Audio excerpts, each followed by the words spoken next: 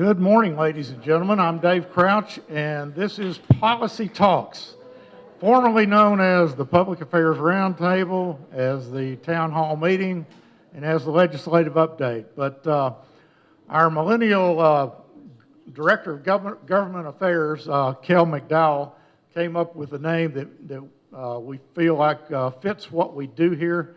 And so in the future, you will be seeing this event called the Policy Talks. And so we're happy to have you with us here at Columbia State this morning.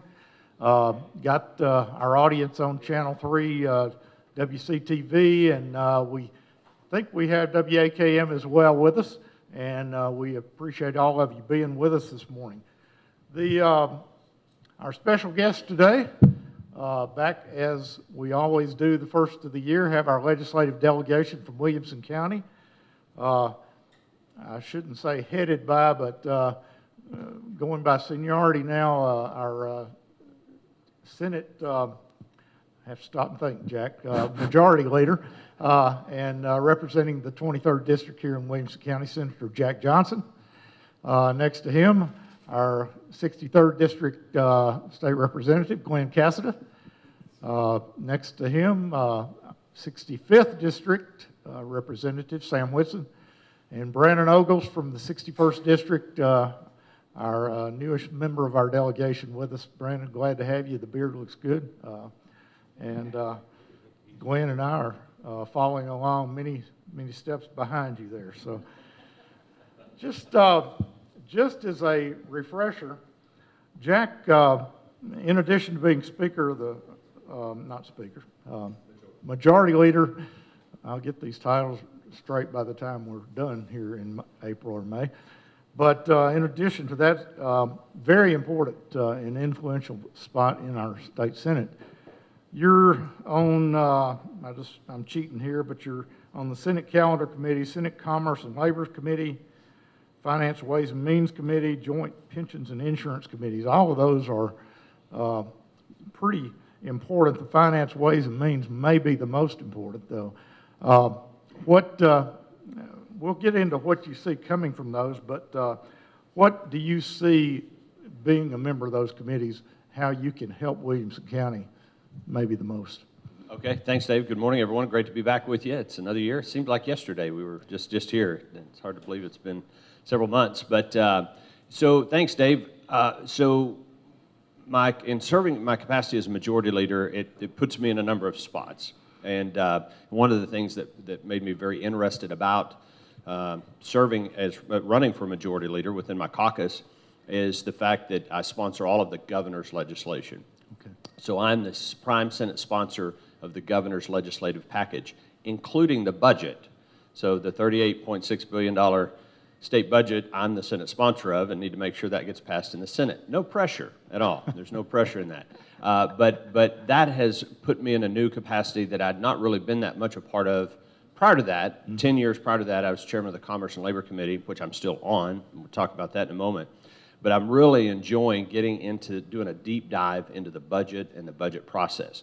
So leadership, Majority Leader for me, you by default, you serve as a member of the Finance, Ways and Means Committee, which is the Budget Committee. We decide, what we spend our tax dollars on.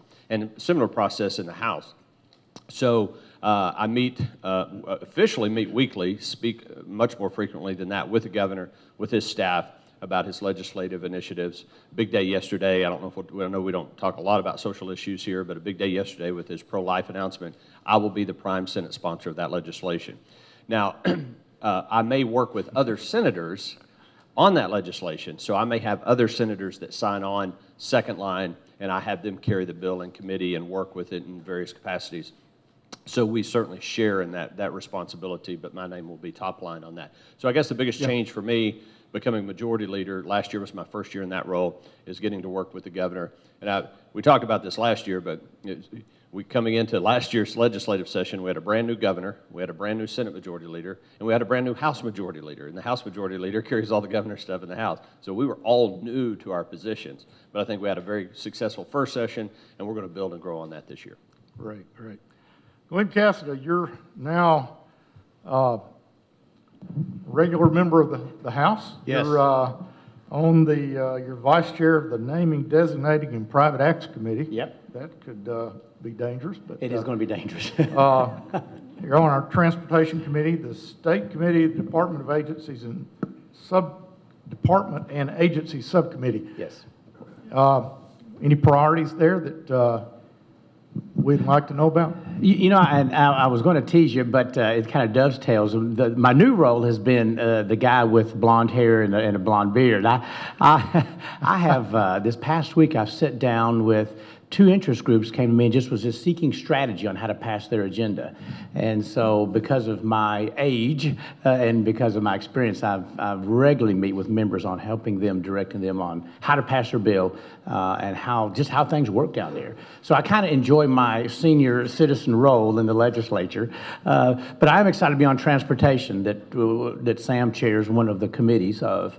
And I've got a couple of DUI bills I'm working on that I think will make an impact with the state of Tennessee on helping us combat driving under the influence and the deaths and the lives that it ruins and takes.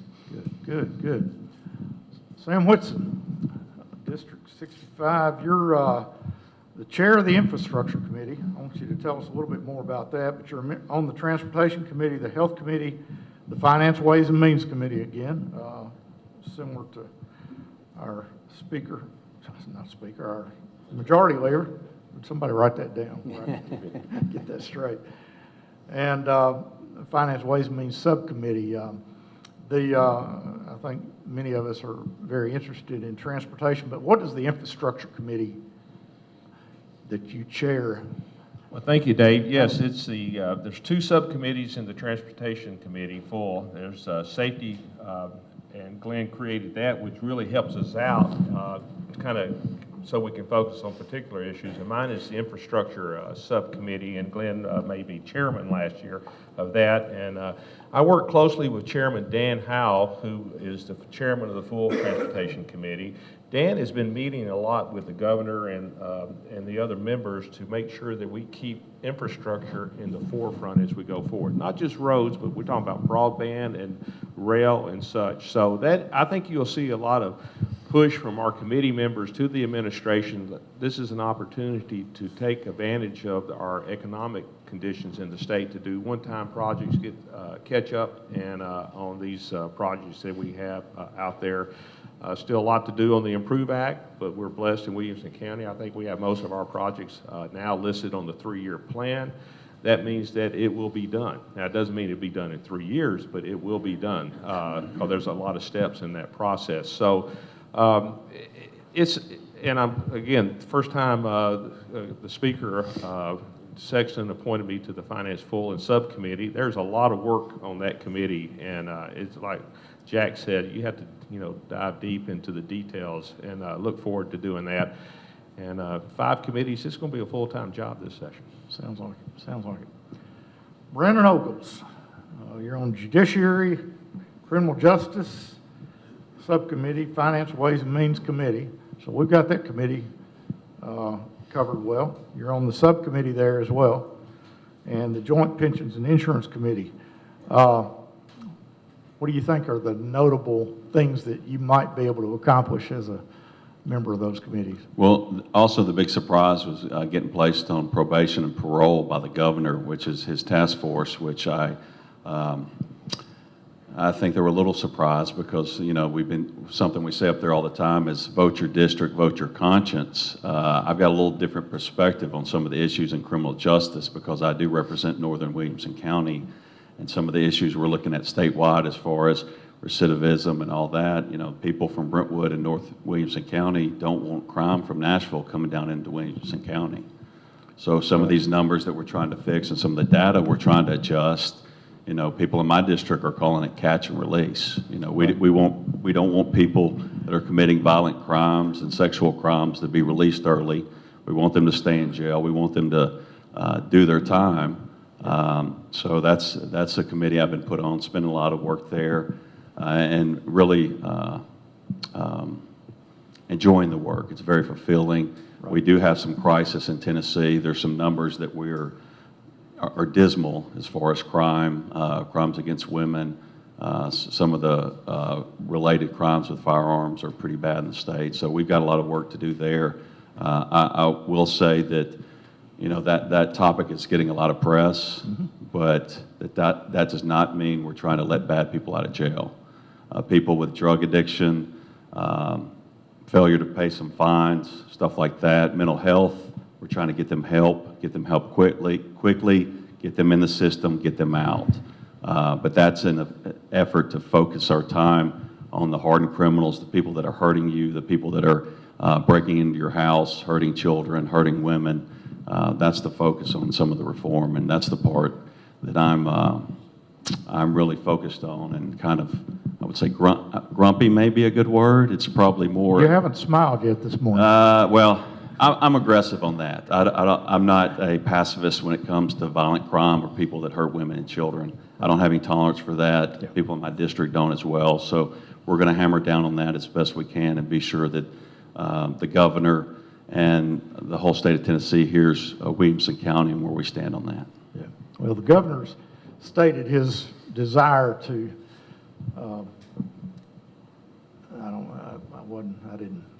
that wasn't something I expected to get to this morning, but he's expressed a desire to, it looks like, soften things up a little bit, put more emphasis on rehabilitation and that sort of thing instead of punishment. So, well, I think we've got a little bit of a messaging issue there. I wouldn't say it's a softening. What we know by studying the data is actually, if you come into the prison system, the criminal justice system, and you've committed, say, a drug offense or a vehicular moving offense with your car, something like that, the longer you stay in the system, the more violent you do become. okay. So the focus is to actually get you help outside the system, get you back employed, let you actually contribute to society and pay your taxes, pay your fines, pay your debt quickly, get out of the system, do what you're told to do, which is report, pass a drug test, and then get back to work and don't come back. But I wouldn't say it's a softening, it's more of a active engagement and getting people to do the right things, getting them employed, empowering them with the tools to thrive in society rather than get by or be in the shadows or take from other people. I wouldn't call it softening. I would call it more of a realignment. I don't know much about prisoners, but they say the longer, if you put a dog on the chain, the longer he stays on the chain, the meaner he gets. So maybe there's a correlation there. I don't know. But I apologize for that. But the governor has kind of stirred things up right off the bat this year. He came out earlier and announced that he was going to accept refugees in the state of Tennessee. Apparently a surprise to most of us, and has since gotten with the lieutenant governor, it looks like, and they've crafted a bill to pretty much stop abortions after the detection of a heartbeat. But yet he hasn't come out specifically with a major initiative for the year that I've heard yet, Jack. The last year we had, help me out, well, 1 year it was the gas tax, 1 year it was the Medicaid expansion, and last year it was the ESAs, the vouchers.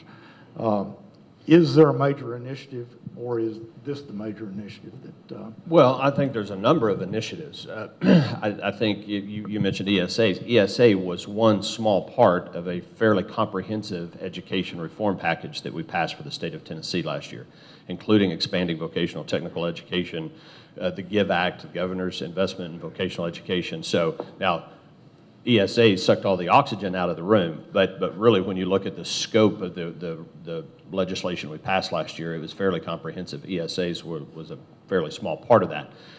This year, I think, echoing what Brandon was saying, you're gonna have a couple of things. One is going to be, probably the biggest will be criminal justice reform. and Brandon did a great job of kind of touching on it. I'll add a couple of things just for color. Many of you in Williamson County are familiar with our recovery court program here in Williamson County. We have one of the best recovery courts, and that's for DUI court, it's drug court, veterans courts, for to provide, I guess you could call it specialized, attention for a specific type of offense. And we have all attended drug court graduations numerous times and support it. And full disclosure, my wife is a judge. She's part of that. She's very passionate about it as well. But what you see is when someone goes through a 2-year drug court program, the recidivism rate, I think, is something less than 20%. The recidivism rate for someone who goes to prison for 2 years is 80%. Okay, so we know it works. We know that someone who goes through an intensive drug court treatment, drug court is over about 2 years. It involves, you have to have a job, you have to be subjected to regular drug tests, you go to treatment, you do some jail time, you get some shock incarceration, so you get a little taste of it, so you know what it's like to do it, but you're more or less able to work a job, raise your kids, be at home, cook dinner, help them with their homework, that type of thing. So it's not only is it better, and by the way, we don't have to pay for a prison bed, right? So it is truly a win-win-win-win-win all the way across the board. Now, we're doing it quite well in Williamson County, but other parts of the state don't have the resources, don't have the ability to do it. So that's just one piece of criminal justice. As Brandon said, it's being smart on crime. It's not about being tough or soft on crime. It's about being smart. Because at the end of the day, when someone commits an offense, what's the outcome? Don't do it again, right? Go back and be a productive member of society. Learn your lesson. That's the outcome. And we have 95% of the people in our prisons today are going to get out. Only 37% of those are going to have any type of supervised release, meaning they flatten their sentence, they get handed a bag with their clothes back in it, and there's the door, and you send them out. And guess what? About 80% of those people are going to be back in the prison. So criminal justice reform, it's hard to get it into a soundbite. Governor Lee has introduced, and the bills are in my office now. They're not publicly available yet, but they soon will be. There's 5 bills that are being drafted right now, have been drafted by the governor's office. My attorneys are reviewing them right now. We'll have those jacketed and filed soon, and they'll be out there, and we can talk more about it. But I expect that to be, if you want to say kind of what's going to be the governor's big push, right. I'd say criminal justice reform, continued education reform. You're going to see some more things change with regards to both K-12 and higher education, and then obviously the pro-life initiative that he introduced yesterday. Okay. Dave, let me piggyback on that too, because there's a couple of things he initiated last year that he will continue to push this year that will greatly benefit at least my part of the district: broadband expansion and vocational education expansion. Okay. We've got to bring broadband to the rural parts of the state. And southeast Williamson County, and I guess for that matter, southwest Williamson County, it brings business and it brings prosperity to everybody. And so it will continue that initiative, and that's very important. And then, of course, vocational education. We've got too many young people going to college, getting a degree in philosophy or things that doesn't benefit them career-wise, and they come out with a $100,000 debt, where an electrician or a plumber is making $100,000 a year, and we desperately need those. So those are 2 things that we will continue to expand on and help bring prosperity to the rural parts of the state. Tennessee overall is one of the top states in the union on growth of income and growth of jobs and new business. We're one of the top states of inflow of population and inflow of business because of the policies of Governor Lee and Governor Haslam, the conservative leadership in the House and Senate, and we're going to expand on those as well. We're getting totally off my agenda here, but Sam, you spent a lot of energy on the Katie Beckett bill last year. I understand there's some follow-up coming on that program. Yes, it's right now it's at the federal level to be approved. They need to help us make sure that the money's spent correctly. Yes. And so, but we're waiting for a decision from the federal government before it's fully implemented. But it's on track, and we expect it not to be a problem. If I could just piggyback real quick, we do have a success story on criminal justice here in our county, and that's the juvenile court that we have with Judge Guffey and her team. For instance, several years ago, we had 200 children in DCS custody from our county. Now we're down to 6 through an aggressive probation program that they have put together. They need some more help on that. But again, and they need a new facility too, funded by the county. And so I noticed Tom's taking notes real good. But anyway, again, there is success stories out there that we can build on and reinforce that success when it comes to criminal justice reform. Right. Circling back to the budget, Jack, it appears that you gentlemen and ladies of the House and Senate have about $350 or $400 million more this year to spend because of the growth in the economy in Tennessee and the increase in tax revenue. Some of that gets sucked up into automatic programs, I guess you would call them, like the BEP and so forth. How much discretionary money will you all actually be making decisions on how to allocate? So yeah, you're exactly right. The normal growth for things that we don't have really any control over, non-discretionary type things, like TennCare, okay? We have to put a certain amount of money into TennCare, which is our state match. We receive the federal dollars. BEP, if we're going to fully fund the BEP formula, which we have done, we don't have to do that, but we've made a commitment that we are. That's fully funding public education and fully funding the BEP formula. You're looking at about $300 million before, just in non-discretionary increases, before you even start talking about teacher raises, state employee raises, or other types of things. So you're right, it does get eaten up. Having said that, though, I want to make sure everybody knows the state of Tennessee right now is in the best fiscal condition it has ever been in. Our rainy day fund last year, we bumped it up to 1.1 million. Billion, thank you, 1.1 billion. It does matter. Those extra 3 zeros at the end make a big difference, I have found. There's about 999 more million in that, yeah. in that So number. $1.1 billion. That puts us at about 7% of our state budget. We had set a goal that we wanted to be at about 8%.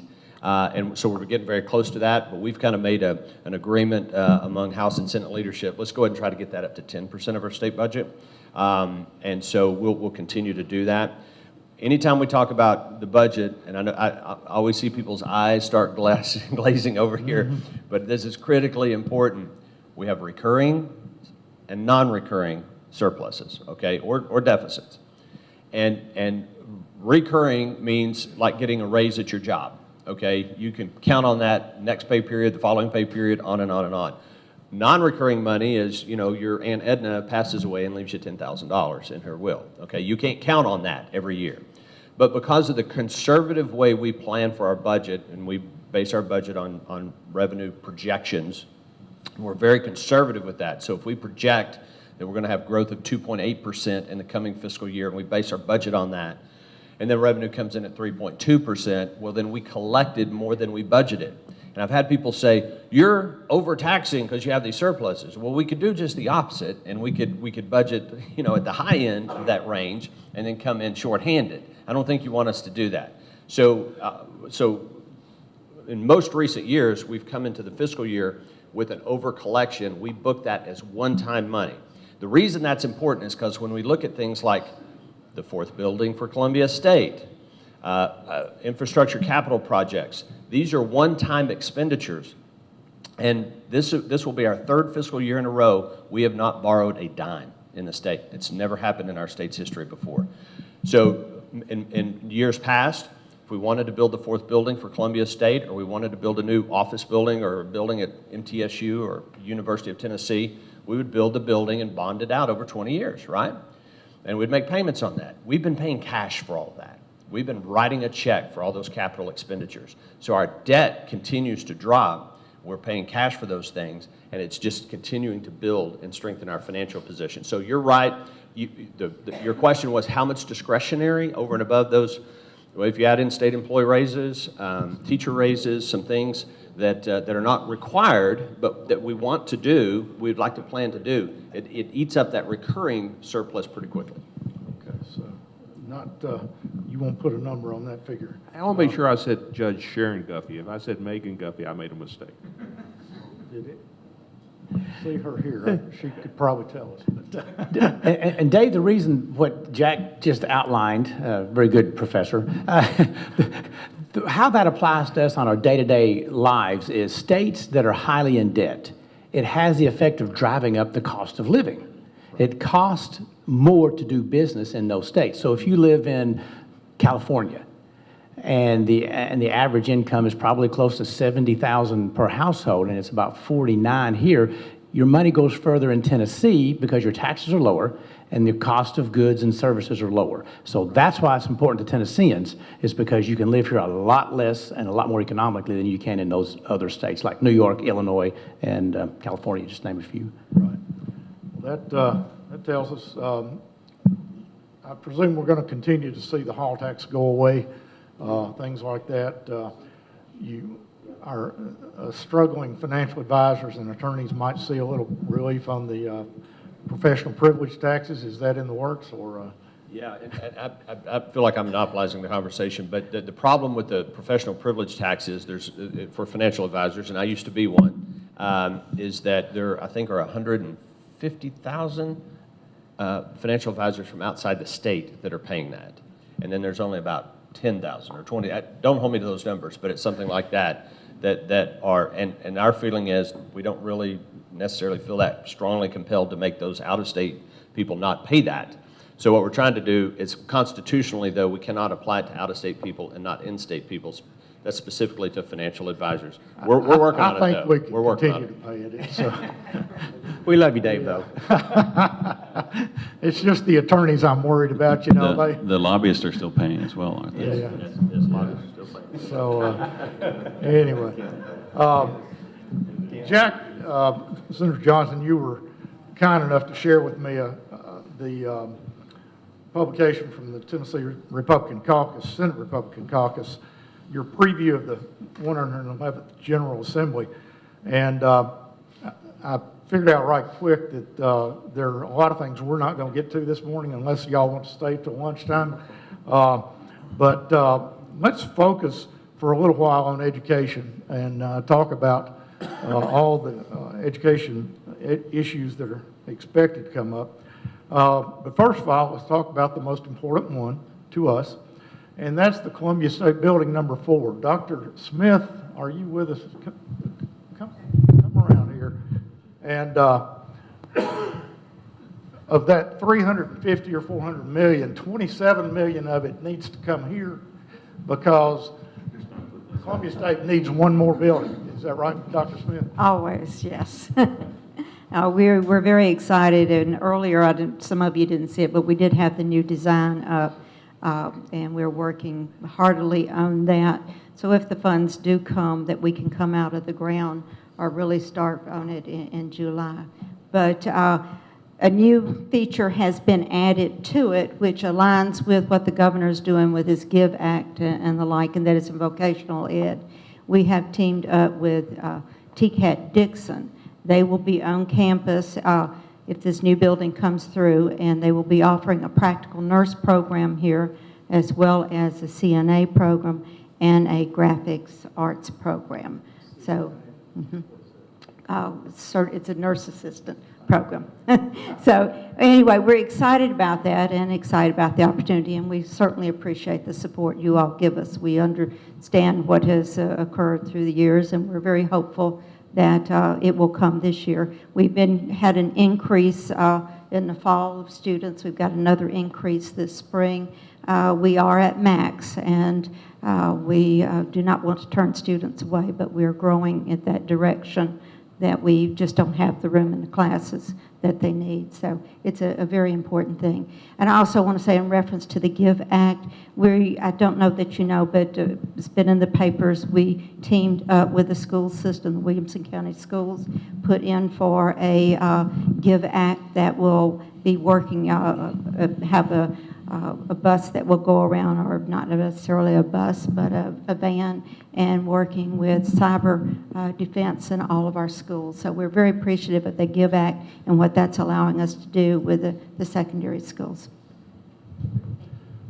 Columbia State's certainly been growing quickly since, especially since the move over here to the new facility. And of course, we always, I think every time I come in here, I think of our late Representative Charles Sargent that was so instrumental in making that happen. It sounds like now is the governor's bill, boy, what do you call the majority leader, but carrying the governor's sponsors. Now you're going to have to try to fill those shoes, Jack, and Brandon and Sam on the House Finance Ways and Means Committee. We need you all to continue what's been going on here. I want to brag on Glen for a minute, too. I know we had a meeting early towards the end where there was some appropriations and some money being allocated. And I asked for some specific money going in some different places. And Glen called me in with a big smile and said, you know, good news, Brandon. We got a lot of money for Columbia State. I was confused because, you know, we had worked on that and that was part of the initiative. But Glen really did a good job. And I believe your children, one of your children came attended Columbia State. So in his role, Glen was instrumental in securing some of that funding and really worked hard and championed and did a lot of work with that. Thanks. The new building is number 6 on the list. It is number 6 on the list. So that's in terms of priority. So if we can fund 6 or 7 or 8, it'll get done. If we can only fund 4 or 5, it'll roll to next year. As I told you earlier, Janet, I'm cautiously optimistic. Okay, there's a chance. I'm saying there's a chance that we'll get it this year. In our contacts with the Tennessee Higher Education Commission, they understand our push and emphasis on this critical need. Great, good deal. BEP formula is always fodder for a meeting like this because if you look at the numbers, Williamson County gets less percentage of the state government than many of the rural counties. It's because of the Cool Springs Galleria and the surrounding shopping district that generates so much retail sales that that's what drives a lot of the BEP formula. But you all have made a huge effort the last couple of years to find a way to fund our high growth districts like Williamson County that have the capital needs to build new schools, which generally are not in the operating budgets of the schools. What do the prospects look like this year for those for that effort, Brandon? We're going to keep chipping away at that, and I want to tell a quick story about one of the first meetings I had up there. I tell jokes sometimes that are not well received by people that study finance and all that, and we came into a meeting and I said, you know, in Williamson County we call BEP broken economic policy, and I thought the people would laugh, and one of the analysts in the back said, Representative, that's not your joke, you said that to the Tennessean. So they take their analysts very serious, and we need more money for Williamson County. But this is a very, very hard lift in the fact that the numbers in Williamson County are the best in the state, almost in every data point. Highest income, highest test scores. Every county in the state wants to be Williamson County. We're the leader, tip of the spear. We contribute more to the state and get less back than just about everybody. But with that is, you know, it's hard for us to sometimes, you know, we have AstroTurf at Franklin and some of our new schools love it. Love the fact that we have turf. We can prove on data that long-term that saves us money. But it's hard for us to argue with a representative from East Tennessee that says, you have AstroTurf on your football field. We put a $100 bag of seed on our field every year. So don't tell me you need more money. We do. We're not funded proportionally, but it is a uphill lift. It usually breaks about 70-30. The needs for Williamson County, we don't have a lot of people that will side with us to bring more money to the high growth districts. There's some bills in the works now, and we found there's a vein of funding that's not allocated that we're working on. But be patient with us and be grateful for the problem we do have in Williamson County, and that's the fact that we are sometimes put in a bad position because we are so blessed. Glen, Let me piggyback on that because in the past we've worked diligently just try to push it through because in our words, it was fair. Well, fair is a word that doesn't exist in the legislature. I had an interesting thing happen to me. I had two Democrats come to me yesterday and ask, Glenn, let's form a Middle Tennessee caucus because we need more money for our schools and growth. They also represent. And so our strategy, I've talked to these guys, we've talked, our strategy is maybe switching the paradigm till we create an alliance of those schools that are growing fast. And let's become a united voice, because you can sell, as the slang goes, you can sell the dome off the Capitol if you get 50 votes in the House and 17 in the Senate. So we got to come together with 50 votes in the House and 17 in the Senate. That's going to be our key. Now, there's probably no one in this room that knows how to count votes in the House better than you, Glenn. Thank you. And as we know, it's split somewhere between rural counties and urban counties.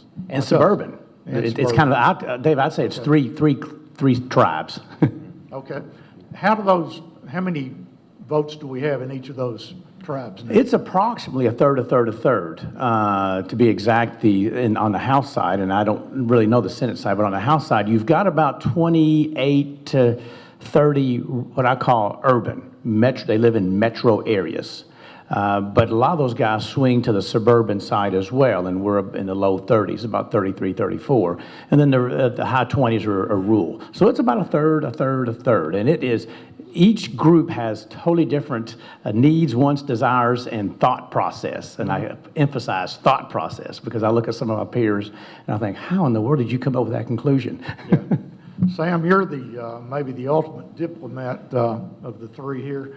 I am the oldest, okay? Got a military background. I don't know how that figures in, but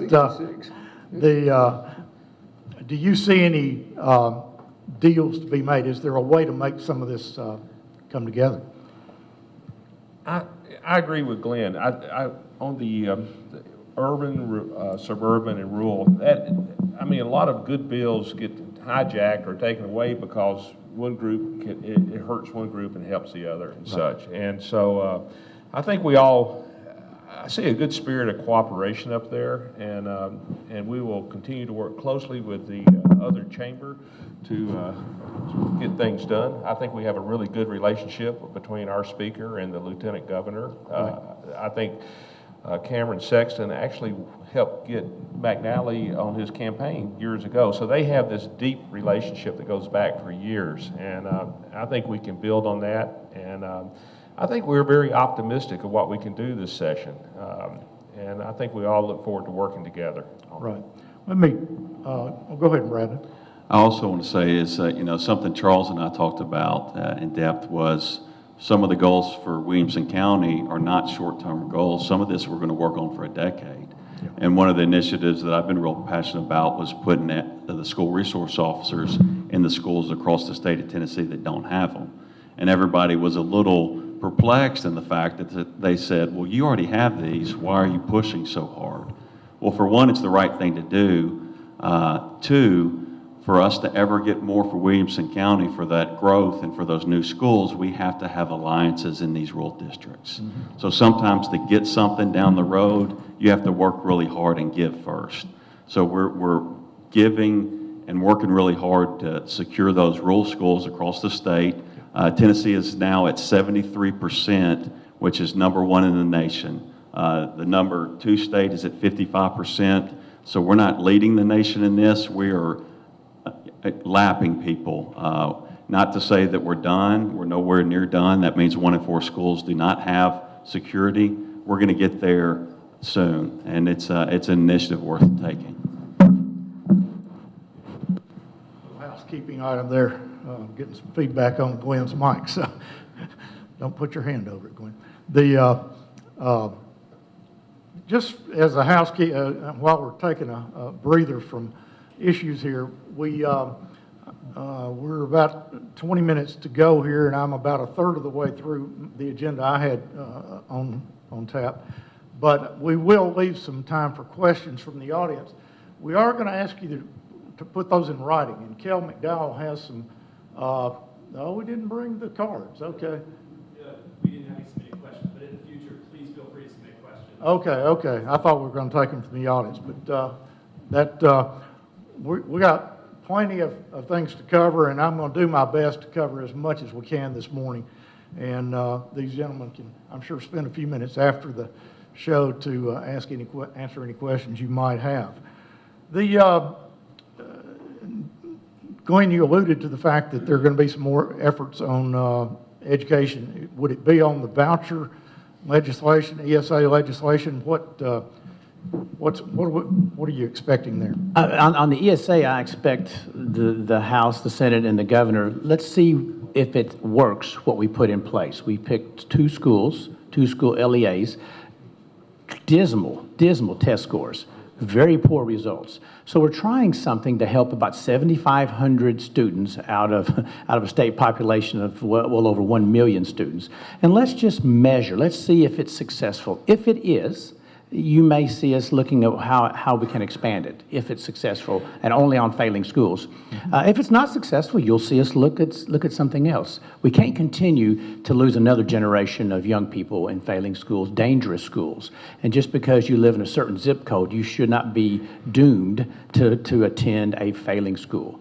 And I have not seen, nor has anyone, I understand, seen the governor's agenda initiatives for the upcoming year. State of the State is Monday.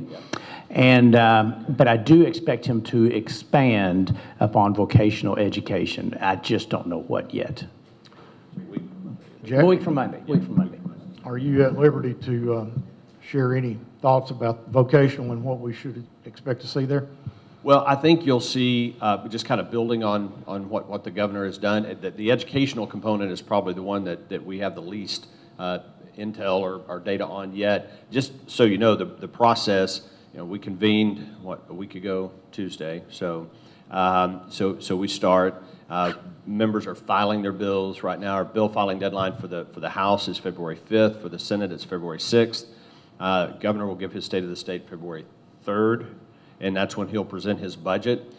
So things will happen pretty quickly over the next couple of weeks. So no, I don't have really much to share to say about more educational things, other than what maybe you've heard the governor say just as he's been out and about in the state. But a lot about criminal justice reform, and then obviously the pro-life legislation. Well, let's circle back to specifics next month, then, after we do hear the State of the State message and get a little bit more. And the bill filing deadline will be, what, a couple of weeks? Yeah. So we'll know what's coming then.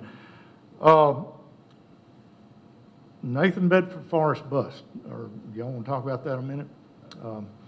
Brandon, you've kind of taken a lead on possibly moving the bust out of the Capitol building to a museum.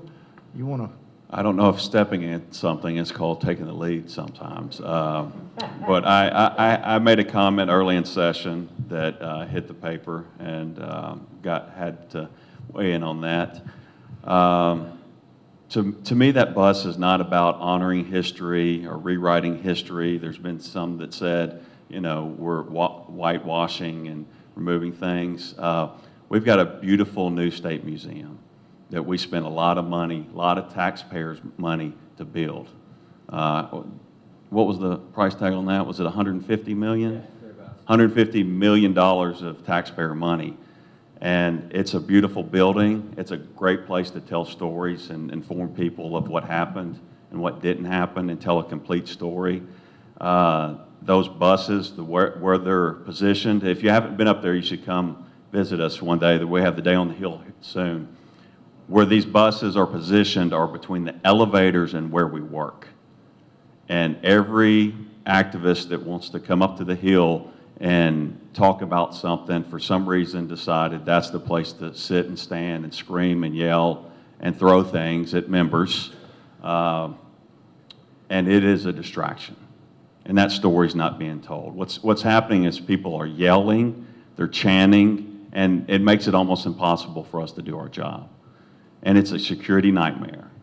So those buses, I would hope, get moved to somewhere where you can tell the story and tell the complete story, so you can tell the good and the bad. I mean, everybody always remembers the best thing you do and the worst things you do. Everything in between is forgotten. So my hopes would be that the people that love history and want to honor history will put those buses in a place that story can be told, rather in a place where people can chant things and throw coffee at people, because that I'm tired of. It's unacceptable, and it needs to stop. And for the members that are specifically have concerns that some of those buses, it's offensive to some people, and we need to take pause and be respectful. And the focus being on history, we're teaching the next generation here. I'm not focused on the rearview mirror 200 years ago. I'm focused on where we're going the next decade. Doesn't mean that I don't love the History Channel. Doesn't mean, well, I don't read books. I'm not going to make that up. I don't read history books. I look at financial spreadsheets. So I would hope that story is told in a place that it can be told. And that's not dishonoring history. That's just, to me, common sense. Sam? Well, there may be an opportunity here to tell more about the story. A lot of people, there's two other individuals that we could create bus for in the state of Tennessee. A lot of people, you heard of Andrews Air Force Base. Did you know Frank Andrews grew up about a mile from the state capitol, went to MBA, graduated from West Point, and was a three-star general when he was killed in 1943. He took Eisenhower's place as commander of all U.S. forces in the European theater. We do not honor him anywhere. Also, a lot of people don't know the story of Nathan Bedford Forrest III, the last Forrest in the line. He was a brigadier general in the United States Army Air Corps, killed in 1943, flying a B-17 against the Nazis, shot down, and he's buried in Arlington Cemetery. There's not a bus for him. Think about the opportunity this presents us, as he was saying, to put that in the context of history.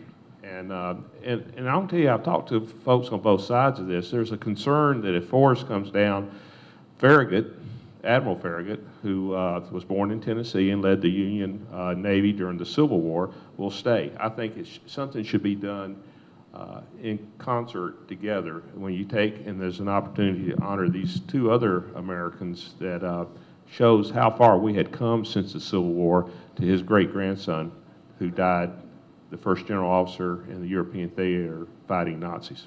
Yeah. Brandon? And this is probably going to be the controversial part as well. And I forgot to mention, but some of my more senior elders have stated, those are graven images of men. They're on a pedestal, and we have to look at those, but yet we have no crosses in our Capitol. Glen, you have known the more socially conservative group of state representatives probably better than anyone. How do you balance this conversation? I think change is painful, but change is good. I'll be seeing this, it's a resolution. We don't have direct oversight over what the busts that are in the Capitol. It's the Historical Commission. But there'll be the committee I'm on Tuesday will have a resolution asking them to remove that, the bust. And I support that. But I'm kind of coming from the same vein as Brandon. There's 4 busts in there, and I think there's probably dozens of Tennesseans that need to rotate in there and rotate out. So it's not just Nathan Bedford Forrest I support removing, but all President Polk and President Johnson and Admiral Farragut, all those guys need to be rotated because there are many great Tennesseans, past and present, that we should somehow. There we go. And so, so that's where I'll be. Now, let's be clear, is even though it's a feel-good thing, this doesn't accomplish one thing. Tennessee and leaders in the state need to be focused on how do we help the next generation in the poor communities, the African-American communities, and for that matter, the Appalachia part of the state, be educated? How do we make strong families so we don't have children being raised in single parent households?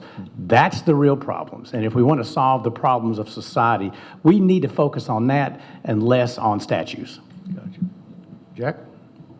Yeah, so the way this works is that there's a Capitol Commission, and it's made up of, but from there it does go to the Historical Commission as well, so they're both involved in it. And the governor controls 7 of the 12 votes on the State Capitol Commission. either through citizen appointees or cabinet members that sit on that capital commission. So I expect that the governor has not weighed in yet, and the capital commission meets on February 5th, I believe, and so there will probably be some conversations about it at that time. Okay. One more thing, too. A lot of folks don't know, we have a Tennessee Military Museum in the basement of the War Memorial Building. It's being renovated right now, and that's where we have the statues for the Korean War veterans, the Gulf War veterans, and the Vietnam War veterans. So that facility is going to be upgraded here in the near future. Good, good. Drivers testing station lines.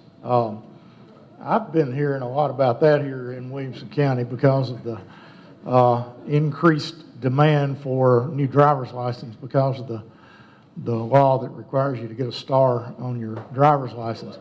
Do we have any hope of seeing those lines coming down? We went to Murray County, actually, to get ours. Seriously. But they did up the number of folks to handle those. I encourage you, when you go in, go to the kiosk first, no matter what they tell you, and sign in there. It will expedite your services there. This is a federal requirement. We have been kicking this can down the road for years and years and years. And the biggest problem is people are not bringing the correct documents. And remember this, it doesn't mean your driver's license is no good next year in October if you don't have that star. October this year. You can still drive and it's still valid, but the problem is it's a federal requirement to have that verification, that star, if you're going into a federal building or to get on an airplane. But if you have the passport, a passport card, or a military ID, a retired military ID, any kind of federal identification, you can still get in on that plane, you can still get into that federal building. So I think there was a rush, people thinking their driver's licenses were no good, that the other forms of ID would not get them into the facilities or on an airplane. So I think I trust our Commissioner of Safety and to get this thing as we progress. Who, by the way, the Commissioner of Safety is a friend of many in this room, our former sheriff, Jeff Long. So he wanted to be Commissioner of Safety. Hope he's liking it. No, Jeff, if you're listening, we need to have you here with us next month. No, he is doing a great job on it, and Sam articulated it properly. There was some incorrect reporting leading into this past October. The cutoff time is October 2020, but some people thought it was October 19. So there was a big rush of people to the driver's testing stations, and you know how we all are. We all wait till the last minute, right? We procrastinate. But they are putting new people in the testing centers. Ours here in Williamson County is already overutilized. I mean, it's over capacity. So that was just a particular burden there. But they are putting new positions in and trying to get word out to people. Don't wait till the last minute. If you don't have a passport and you're going to be flying, you need to go get this done. If you have a passport, it's not as urgent. Right. Sam, are you really going to let them shut down the post office at 5 Points? My post office box was due, the payment for next month was due this month. And so I went down there and asked Tom, who runs it, the contractor, and I said, should I renew my post office box? He said, yes. So to me, that's a good sign, okay, for another year. It is a contractor operated facility, and I understand that they are looking for a new contractor. It is so important to the heart of our downtown district. It's actually in Brandon's district, and mine is about 5 feet on the other side of the line. But I do my banking there, and I do have a post. I feel that they will work it out. Tom sounded optimistic, a new contractor will pick that up. Okay, I just wondered. We really hardly even talked about transportation and roads. Sam, you mentioned it a few minutes ago, but if you'll help us remember what is on the plan that we're not seeing dirt turned yet, and any help that any of you could give us on that. Okay, just real quick, there were several projects listed on the 3-year plan. One of the major ones that doesn't get a lot of attention is the interchange at Moores Lane and I-65. That's going to be a big big project. It's on the 3-year plan. From downtown Franklin to Duplex Road in Spring Hill, US 31 is on the 3-year plan. And of course, we all know that McCatcher, the southwest quadrant, will be done not this year, but next year. They're building an 1,100-foot-long bridge to cover across the Harpeth River twice. But also, I got to give a shout out to Spring Hill, what the city down there has done to work with the state and the federal government to get that I-65 interchange completed there. And also Long Lane. They feel they will have Long Lane improvements down to Duplex Road up to the new intersection there, or interchange on I-65 by 2024. And then also it will cross I-65 to Lewisburg Pike. So it's going to open up that entire area. They were able to divert $25 million to that project as a jump start, but they're moving along. It's in the construction phase. Now, that doesn't mean they're moving dirt, but they've already done the right-of-way, NEPAs, and preliminary engineering. But and of course, Highway 96? 96 over on the east side is really looking good too. That's on the 3-year plan. That will connect from Triune over to 840. So we got our share of the money. Now it's going to take time, and if there's time for questions, there's a gentleman that knows a lot more about this than I do in the audience, and we can point him out afterwards if anybody's got any questions. Right, We Kent? will look around here and see who he's talking about here momentarily. Jack, what about the southeast section of McCatcher? Southeast section, so that's from 96 down to Columbia Target, Pike. yes. Yeah. By our houses? Yeah, that's it's on the 3-year plan, and if I could say, Yeah, please, Chairman. It's 2 lanes, and it's going a 3-year plan to add an additional 2 lanes to that. So So that is in the 3-year plan? that is in the 3-year plan, and it's I want to say like a $54 million project. So McCatcher, in a couple of years, it will be a lot better. Now, a lot of people say, why don't you connect McCatcher from 31 over to 96? Amen, But brother. what will happen is, once they complete that interchange down in Spring Hill and the improvements on 31 and the bypass on 96, it will take a lot of need off for that connection in our lifetime, we hope. Okay, we can talk about that. You own property over there? The barely touched on health care, welfare, things like that, and the governor has had a health care task force working for the past several months. Do we know anything about what is going to come out of that task force and what? Yeah, a little bit. As everyone knows, it's a very complex subject matter, but a couple of things. Our rural hospitals are closing, at a fairly high rate. People say, well, you should have expanded Medicaid to save those rural hospitals. Well, hospitals lose money on Medicaid patients, right, on TennCare patients. So it's like the old saying, the car dealer says, I lose money on every job, on every sale, but I make it up in volume. It doesn't, that doesn't work very well. Rural health care, which the governor is very passionate about, as are we. We're blessed. We've got a great hospital here, and we're close to Nashville. We have great access to care. The concern we have in the rural communities is more about urgent care. Okay, the days of going to your local hospital I'll wrap it up. The days of going to your local hospital down the street to get your appendix out or have a baby, they're gone. It's just not going to, you're going to have to go to an urban center probably to get those kind of procedures. But what do you need in the rural areas? It's urgent care. It's ER. If you're having a heart attack, you're in a car wreck, you have a stroke, you need that urgent care. And so a lot of it is figuring out how to provide emergency care. We can talk more next month about that. I shouldn't have jumped off into such a deep subject. With 2 there minutes left to go? with 2 minutes left to go. I kind of didn't look at the clock before I asked that question. My apologies. We've got tons of things to talk about next month and the next, and we really appreciate our gentleman from the Capitol Hill coming down and spending time to help us understand all the issues and why they're not so easy to make happen. And just really appreciate the time y'all put into this and the effort.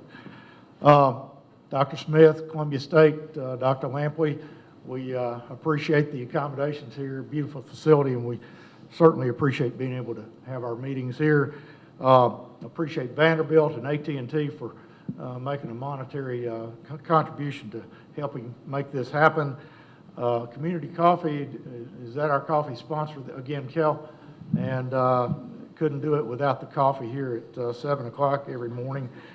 Kel McDowell, Nancy Conway, and the chamber staff, Griffin Wilcoxon, and who else? Jenna, we appreciate all you do to make us look good. Creed on WCTV and his TV crew make this look really good on TV and on the YouTube channel. So just if you wanted to take another look at it, pull it up on YouTube. You can see us there. And Tom, we appreciate WAKM making it happen on the radio every Friday. Y'all come back to see us next month. It will be the last Friday in February, and we'll look forward to continuing the conversations. Thanks, Dave.